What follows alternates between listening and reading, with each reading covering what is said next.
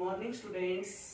आज हम जो हमारा हिंदी का रिवीजन वर्क है, पुनरावृत्ति कार्य है, उसमें गद्य खंड का पाठ 2 चैप्टर है हमारा कौन सा? लासा की ओर। लासा की ओर इसका रिवीजन करेंगे। तो मैं इस चैप्टर की आपको थोड़ी समरी, इसका पाठ का सारांश बता देती हूँ कि कैसे क्या है इस पाठ के अंदर। लासा की ओर है, ये क्या है? पाठ का नाम है। इसके लेखक कौन हैं? राहुल सांकृत्यायन।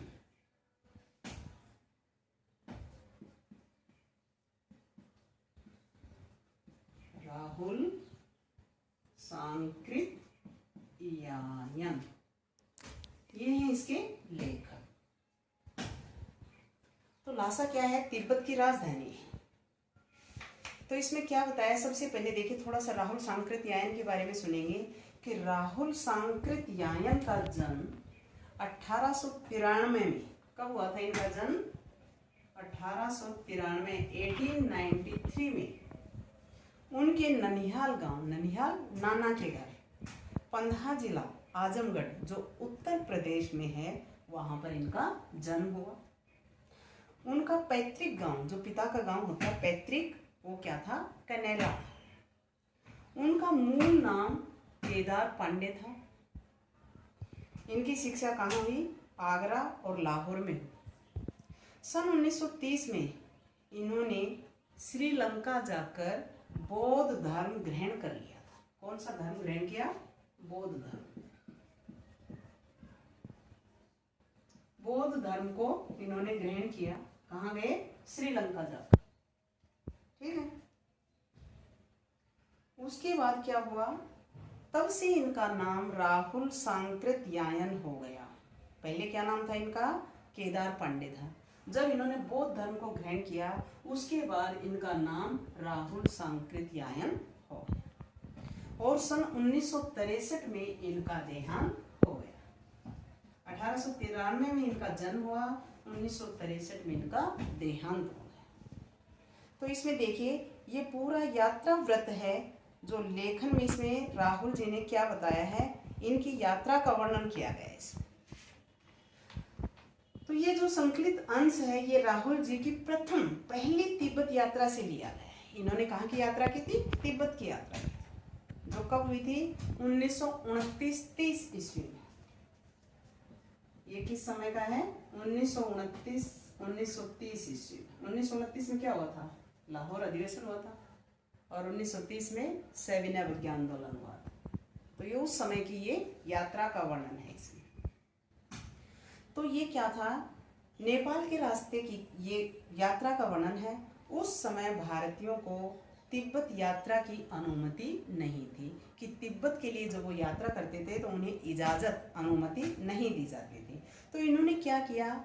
एक भिखमंगे के रूप में छद्म वेश में यात्रा की थी। छद्म क्या होता है? बनावटी। इन्होंने अपना वेश बदला था, छद्म वेश में इन्होंने यात्रा की थी। एक भिखमंगे के रूप में गए थे, वहां भिखारी का रूप धारण करके गए थे। तो इसमें तिब्बत की राजधानी क्या है? लासा। तो पाठ का नाम यह है लासा की ओर, जो तिब्बत की क्या है? राजधानी है, कैपिटल है। तो इसके दुर्गम जो कठिन रास्ते हैं उनका वर्णन किया गया है इसके अंदर। तो देखिए, इसमें क्या बताया है कि नेपाल से तिब्बत जाने का मुख्य रास्ता, जिसे क्या बोलते हैं? फरी कलिंपोंग का रास्ता, जब खुला था तो नेपाल ही नहीं, हिंदुस्तान की चीजें भी क्या होती थी? इसी रास्ते से आया जाया करती थी। तो वहां पर क्या है? जगह जगह फौजी चौकियां और किले बने हुए हैं, जिनमें पहले क्या रहा करती थी? कभी चीनी पलटन रहा करती थी, चीनी फौज रहती थी उनके अंदर। उन किलों में क्या थी? चीनी फौज रहा करती थी। आजकल बहुत से फौजी मकान वहां पर क्या हो गए हैं? गिर चुके हैं। तो ऐसा ही परित्यक्त एक चीनी किला था। परित्यक्त का अर्थ होता है त्यागा हुआ, छोड़ा हुआ, जिसको छोड़ देते हैं पुराना हो जाता है। परित्यक्त, जिसको छोड़ दिया गया है, वो परित्यक्त किला था। ठीक है। तो इसमें क्या है, यहाँ पर लेखक क्या कर रहा है, वो वहाँ पर चाय पीने के लिए ठहरे हैं। तो वहाँ पर उस समय क्या था, जो तिब्बत की यात्रा कर रहे थे, तो वहाँ का यदि हम वर्णन करते हैं तो उस समय वहाँ की औरतें पर्दा नहीं करती थी। और क्या होता था, कोई भी बाहर का लोग वहाँ पर किसी तरह की कोई छुआछूत जाति पाति नहीं थी। कोई भी व्यक्ति, अनजान व्यक्ति भी घर के अंदर जाकर चाय बनवा सकता था या उनकी रसोई तक अंदर जाकर खुद भी अपनी चाय बना सकता था। वहाँ पर सिर्फ लोगों को डर रहता था, तो किस चीज़ का रहता था कि कोई चोर या डकैत तो नहीं है, चोरी करने वाला तो नहीं आ गया है, वरना घर के अंदर जाकर अपरिचित व्यक्ति भी अपनी चाय बनाकर पी सकता था। और वो क्या करते थे, चाय का रंग तैयार हो जाने पर उसमें नमक मक्खन डालकर वो पी लेते थे। अब क्या होता है, लेखक जब वहाँ जा रहा था तो उनके साथ यहाँ भी क्या थे, उनके साथ सुमति। सुमति का वास्तविक नाम क्या था, सुमति प्र। तो जब वो वहाँ यात्रा कर रहे थे तिब्बत में, तो उनके जान पहचान के लोग वहाँ पर थे। तो पहली बार सुमति और ये जो गए हैं लेखक, ये किस वेश में गए हैं, भिखारी के वेश में गए। वो भिखारी के वेश में क्यों गए हैं, क्योंकि वहाँ पर लोग क्या करते थे, यात्रियों को पहले मार गिराते थे और फिर लूटपाट मचाते थे कि उनके पास रुपए पैसे जो भी है उसको वो लूट लेते थे। तो ये क्या करते थे, जैसे इनको कोई दिखता डाकू, तो ये अपनी टोपी उतार कर कुछ ही कहकर पैसे मांगने लग जाते थे। भिखारी का वेश रूप धारण कर लेते थे, भिखारी बन जाते थे। तो इसमें क्वेश्चन भी आया है कि लेखक ने 2 बार यात्रा की, तो पहली बार वो किस वेश में गए थे, भिखारी वेश में गए थे। भिखारी वेश में होने के बावजूद भी उन्हें ठहरने के लिए उचित स्थान मिला था, लेकिन दूसरी यात्रा में भद्र वेश में होने के बावजूद भी उन्हें ठहरने का उचित स्थान क्यों नहीं? तो इसका क्या कारण था? लेखक पहली यात्रा के दौरान भिखारी वेश में गए थे, क्यों? क्योंकि वहाँ पर सुमति के जान पहचान के लोग और वो समय पर वहाँ पर पहुँच गए थे समय से। लेकिन दूसरी बार जब उन्होंने यात्रा की तो वो भद्र वेश में एक भद्र सज्जन पुरुष की तरह गए थे, लेकिन फिर भी उन्हें ठहरने का उचित स्थान क्यों नहीं मिला? उसका कारण क्या था कि वहाँ के लोग क्या करते थे, छड़ पीकर, छड़ का मतलब शराब पीकर अपने होश हवास खो बैठते थे, फिर उन्हें पहचान नहीं होती थी। और वो जब दूसरी बार गए तो सायंकाल का समय भी हो गया था। सायंकाल को लोग वहाँ पर क्या करते थे, छड़ पीकर अपने होश हवास खो बैठते थे, फिर उन्हें ये नहीं पता रहता था कि यात्री जो है वो किस वेश में है, भद्र वेश में है या भिखारी वेश में। तो जब ये यात्रा कर रहे थे तो इन्हें 2 घोड़े इन्होंने लिए। जो लेखक को जो घोड़ा मिला था वो क्या था, बहुत ही सुस्त था, धीरे चल रहा था। और दूसरा कारण क्या था, रास्ता जो था वो चढ़ाई का रास्ता था। तो लेखक जब उस घोड़े पर चल रहा था तो घोड़ा धीरे धीरे चल रहा था और उसके जो साथी थे वो उससे आगे निकल गए।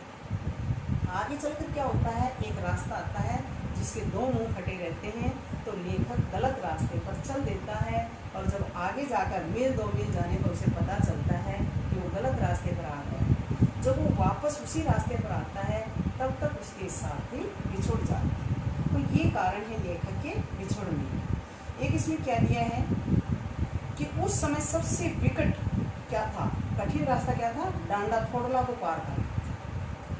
डांडा जो है वो तिब्बत में सबसे खतरनाक जगह है, जो क्या है 16-17 हज़ार फीट की ऊंचाई होने के कारण दोनों तरफ मीलों तक कोई भी गांव दिखाई नहीं देता। और समुद्र तल से कितनी ऊंचाई है वहाँ की, 17-18 हज़ार फीट, ये आपको ध्यान रखना है। इसमें कितनी है, तिब्बत में जो डांडा थोड़ला है उसकी तो है 16-17 हज़ार फीट की ऊंचाई और समुद्र तल से ऊंचाई है 17-18 हज़ार फीट। तो वो वहाँ पर खड़े। आगे क्या होता है, एक वहाँ पर कोई भी खुफिया विभाग नहीं था, पुलिस उस पर इतना खर्च नहीं करती थी, इसलिए वो लोगों की परवाह नहीं करते थे। और वहाँ पर डकैत क्या करते थे, पहले आदमी को मार डालते, उसके बाद देखते कि उसके पास पैसा है कि नहीं। तो वहाँ पर हथियार का कानून नहीं था। हथियार का कानून न रहने के कारण लोग वहाँ पर खुले में, जैसे हम लाठी लेकर घूमते हैं, ऐसे ही वो पिस्तौल और बंदूक लेकर घूमते। ठीक है। उसके बाद क्या है, लेखक को अपना सामान खुद उठाकर चलना पड़ा, पीठ पर सामान लादना पड़ा था। क्यों? क्योंकि उन्हें कोई भी भार वाहक कुली नहीं मिला, इसलिए उन्हें अपना बोझ स्वयं उठाना पड़ा था, अपना सामान खुद उठाना था। दूसरे दिन वो घोड़ों पर सवार होकर चले थे, तो डांडे से पहले ही उन्होंने क्या की थी, एक जगह चाय पी और दोपहर के वक्त वो डांडे के ऊपर पहुंच गए थे। वहाँ से समुद्र तल से कितनी ऊंचाई थी? 17-18 हज़ार फीट ऊंचाई। उसके बाद क्या होता है कि वो वहाँ पर जब लेखक अब वहाँ लोगों के पास चला जाता है, तो सुमति उसका इंतज़ार करते हुए मिलते हैं, तो उनका मुंह क्रोध से लाल हो जाता है, गुस्सा आता है। लेकिन सुमति को जितना जल्दी गुस्सा आता था, उतना ही जल्दी उनका गुस्सा शांत भी हो जाता है। तो लेखक ने उसे क्या बताया कि इसमें मेरा कसूर नहीं है, देख नहीं रहे हो कि मुझे कैसा घोड़ा मिला है। क्यों? क्योंकि उन्हें घोड़ा जो मिला था वो बहुत ही सुस्त था।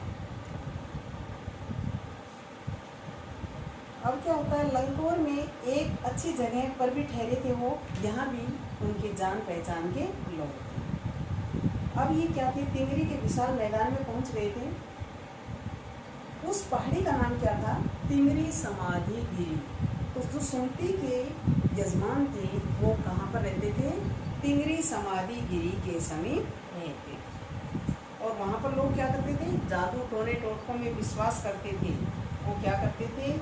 कपड़े की पतली पतली चिरी बत्तियों के गंडे बनाते थे और वो लोगों में बांटते थे। क्या कहते थे कि ये बोध गया से लाए हुए जो गंडे होते हैं, जादू टोने टोटकों में विश्वास करते हैं, तो वो उनको वहाँ पर बांटते थे। अब क्या होता है, जब लेखक वहाँ पर ये यात्रा कर रहे थे, तो इन्हें किन किन कठिनाइयों का सामना करना पड़ा?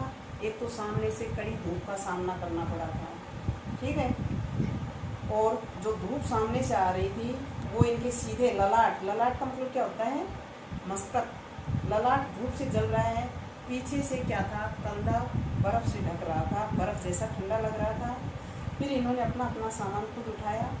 यहाँ भी क्या थे? तिंगरी में भी सुमति के जान पहचान के लोग थे, लेकिन इस समय वो एक और यजमान से मिलना चाहते थे, इसलिए इन्होंने लेखक को उसके यजमानों के पास जाने से नहीं रोका। पहली यात्रा के दौरान सुमति ने लेखक को उसके यजमानों के पास जाने से रोका। क्यों? क्योंकि उसे डर था कि कहीं लेखक आने में अधिक समय न लगा दे। लेकिन दूसरी बार सुमति ने लेखक को उसके यजमानों के पास जाने से क्यों नहीं रोका? क्योंकि उसे जो मठ विहार था वहाँ पर बौद्ध भिक्षु की, इन्हें मंदिर में बौद्ध भिक्षु की हस्तलिखित बुद्ध वचन की 103 पोथियाँ मिली। पोथियाँ कितनी थी? 103, जिनका वजन 15-15 सेर से कम नहीं था। इसलिए उसे क्या लगा कि वो जल्दी ही वहाँ पर लौट आएंगे। सुमति ने फिर भी आसपास अपने यजमानों के पास जाने के बारे में पूछा। वो क्या कह रहे हैं कि अब मैं पुस्तकों के भीतर था, पुस्तकों के भीतर हो ना, पुस्तकें पढ़ने में इतना लीन हो गया था कि उसे पता ही नहीं चला कि लेखक वहाँ से कब आ गए। तिंगरी गांव अब वहाँ से बहुत दूर नहीं था, इसलिए वो क्या कह रहे हैं कि हमने अपना अपना सामान पीठ पर उठाया और वहाँ के भिक्षु नमसे से विदाई लेकर ये चल पड़े थे। भिक्षु नमसे कौन होते हैं? वहाँ पर वहाँ की जो जागीर होती है, ज़मीन होती है, उसका एक बहुत बड़ा हिस्सा मठों के हाथ में होता है। और वो वहाँ की ज़मीन क्या होती है? छोटे बड़े जागीरदारों में बटी रहती है। अपनी अपनी जागीर में लोग क्या करते हैं?